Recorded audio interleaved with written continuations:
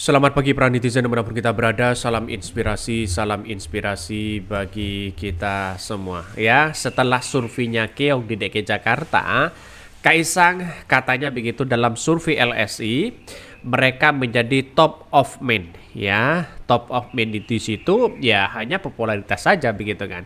Ingat, biasanya lembaga survei itu melihat elektabilitas dan popularitas. Itu juga disandingkan dengan pengalaman mereka, prestasi mereka begitu. Jadi tidak mungkinlah begitu kan ya, ada lembaga survei yang kemudian mereka tiba-tiba ya atas nama ini misalnya, lalu kemudian tinggi tanpa ada prestasi apapun.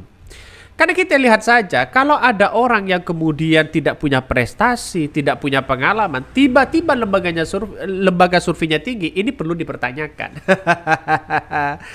Ya, karena selama ini Kaisang hanya menjadi ketua umum partai begitu kan ya. Oke lah, tidak ada masalah dalam konteks ini. Tapi yang menjadi top of mind mungkin bisa jadi karena di Jawa Tengah itu begitu kan ya, sampai hari ini masih belum ada calon-calon yang punya potensial. Salah satunya yang digadang-gadang adalah istrinya Ganjar, ada salah satunya yang lain. Jadi top of mind di situ banyak yang dibicarakan dalam artian bahwa ya bukan tidak mungkin secara popularitas elektabilitas Kaisang itu kalah begitu kan ya. Tapi secara pembicaraan ya orang-orang mencari nama tahu nama Kaisang mungkin ya mereka akan menduduki top of mind di situ begitu. Tapi kita lihat saja realitasnya elektabilitas dan popularitas itu biasanya disertakan dengan orang-orang yang kemudian minat. Satu adalah prestasinya, dua gagasannya, tiga yaitu gagasannya. Dalam artian kinerjanya, dalam artian bahwa apa yang kemudian dilakukan oleh orang-orang yang mau disurvei biasanya dilihat di situ begitu kan ya. Mari kita baca komentar-komentar netizen ya. Survei LSI Ahmad Lutfi ya dan Kaisang dua teratas top min Cagup Jateng. Nah, kita baca. Tayeng ya Makatobi nggak dicalonin, udah minta maaf loh. Ini komentar dari netizen ya. Problematika semua. Saya beberapa masyarakat Jawa Tengah pada khususnya lebih cerdas dan lebih hati-hati ya memilih pemimpinnya. Jangan karbitan. Apalagi titipan penguasa yang menghalalkan segala cara, semoga masyarakat Jawa Tengah lebih bijak. Makanya ya secara tidak langsung saya berasumsi begini, kan di Jawa Tengah itu kemenangan sangat mutlak sekali bagi Prabowo Gibran, tapi kan hanya beberapa partai begitu. Dalam artian simulasinya adalah mungkin salah satunya adalah dalam hak pilpres. Tapi kalau daerah seperti PDIP tetap menjadi of the main ya, tetap menjadi penguasa di situ begitu. Artinya apa? Secara tidak langsung kalau PDIP dengan PKB mereka bersatu, wah selesai sudah Kaisang ini, tidak bisa mereka begitu kan. Apalagi tiba-tiba ya menjadi calon gubernur. Apa prestasinya, apa gagasannya kan begitu logikanya. Orang-orang akan melihat di situ begitu kan. Makanya setelah DKI Jakarta keok secara elektabilitas dan popularitas, terus kemudian digadang-gadang menjadi salah satu calon wali kota Surabaya, lalu kemudian dikritik habis-habisan dan sekarang muncul surveinya bahwa Kaisang ya paling tinggi ya of the band-nya di survei LSI di Jawa Tengah. Saya kira Jokowi diambang kebingungan begitu kan untuk menempatkan posisi Gibran ini sana sini. Ya mentoknya nanti ya wali kota Solo mereka. Ini banyak sekali komentar-komentar dari netizen. Nih ya orang sebenarnya mau calon apa sih, bupati sih atau wali kota apa gubernur? Perasaan dari Depok, Surabaya, Bekasi sebut-sebut melulu ya, tingkat provinsinya juga dari Jakarta ya, sekarang Jateng. Padahal prestasinya apa sih? Cuma ya ngandalin anak presiden doang. Dipikir-pikir benar ya komentar-komentar dari netizen ini. Artinya apa? Artinya bahwa lembaga-lembaga survei ini ya memang yang sering dibicarakan ya, yang menjadi of the main di situ adalah Anies Baswedan dan Kaisang. Karena sering dibicarakan di situ begitu kan ya. Dia menjadi top ya of main ya, menjadi orang-orang akan melihat dan mencari nama Anies Baswedan dan Kaisang. Dua orang ini yang menjadi potensi di situ begitu kan yang dicari orang. Tapi untuk memilih mungkin belum tentu di situ. Karena apa? Karena orang memilih itu kan berdasarkan satu, karena prestasinya, gagasannya, karena pemimpin yang baik atau jujur dan kinerjanya yang baik. Tapi Kaisang kan belum teruji di situ. Hanya menjadi ketua umum itu pun secara instan.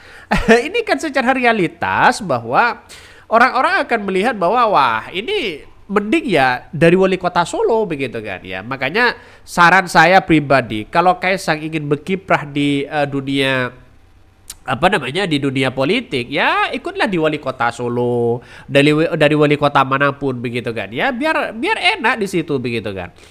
Mari kita baca. Lembaga Survei Indonesia LSI merilis survei terbaru terkait pemilihan Gubernur Pilgub Jawa Tengah, ya Ketua Umum PSI sekaligus anak Presiden Joko Widodo atau Jokowi Kaisang Pangarep dan Wakapolda Jawa Tengah Irjen Ahmad Lutfi bersaing di papan atas. Direktur Eksekutif LSI Jayadi Hanan mengatakan ya simulasi top men ya calon gubernur mayoritas memilih belum menentukan pilihan. Hal itu ditunjukkan dari 78,7% responden menjawab tidak tahu dan tidak jawab atau rahasia. Nah, benar kan? Jadi artinya apa? Artinya hanya mereka bersifat of men begitu kan ya. Artinya elektabilitas dan popularitas untuk menentukan masyarakat siapa yang harus kita pilih itu masih disembunyikan, tidak tahu jawabannya. Ini paling tinggi begitu kan ya. Berbeda dengan DKI Jakarta, survei elektabilitas Anies Baswedan memang benar memilih Anies Baswedan di situ begitu. Makanya inilah yang kemudian menjadi cikal bakal bahwa persoalan-persoalan Kaisang ini karena mereka tidak punya prestasi begitu. Ini pada simulasi Kaisang duduk di posisi pertama dengan raihan 15,9%, lantas disusul Ahmad Lutfi 12,2%, Abdul Wahid 7,8% dan Raffi Ahmad 6,8%. Kemudian Bambang Urianto 5,8% ya, terus kemudian Ahmad Hussein, Taj Yassin Maimun ya 2,7%.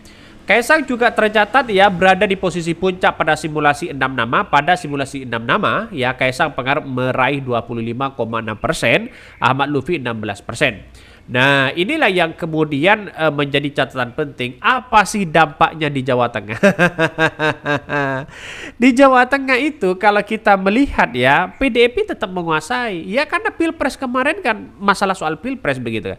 Tapi ini masalah soal daerah. Orang akan melihat siapa sih yang punya potensi di situ begitu. Siapa yang punya pengalaman di situ. Apakah pengaruh Jokowi tetap ada di Jawa Tengah? Ini yang kita lihat. Apakah pengaruh Gibran juga tetap ya di Jawa Tengah? Sampai sekarang saking takutnya begitu kan ya, keluarga Jokowi, terah Jokowi takut Kaisang maju di Jawa Tengah ya, sampai-sampai Gibran tidak mundur begitu kan dari jabatan wali kota Solo. Bayangkan ini gimana logikanya begitu.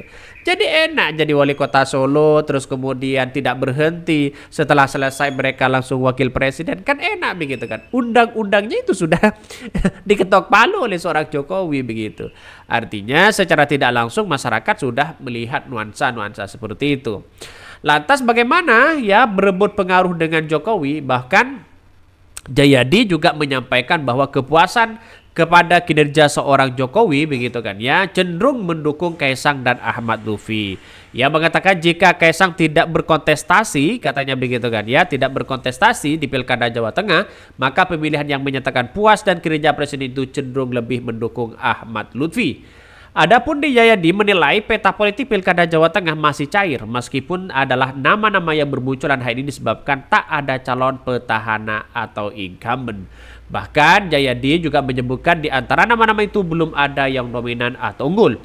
Ia menyebutkan sejumlah alasan yang dapat mempengaruhi tingkat dukungan adalah tingkat popularitas, dukungan partai-partai, tingkat akar rumput, hingga kepuasan kepada presiden. Nah, ini kalau dikaitkan seperti itu, ya gimana begitu kan? Artinya melihat dengan hal ini masih cair-cair aja begitu. Tidak ada yang kemudian punya prioritas utama untuk bisa memenangkan di Pilkada Jateng begitu kan ya. Bukan tidak mungkin pengaruh dari Bambang Pacul dari dari Ganjar begitu kan, pengaruhnya masih ada di situ, bahkan melebihi dari seorang Gibran dan Kaisang. Kita tunggu saja. Mungkin itu yang kami sampaikan. Tonton terus channel Hodari Podcast Rakyat ini.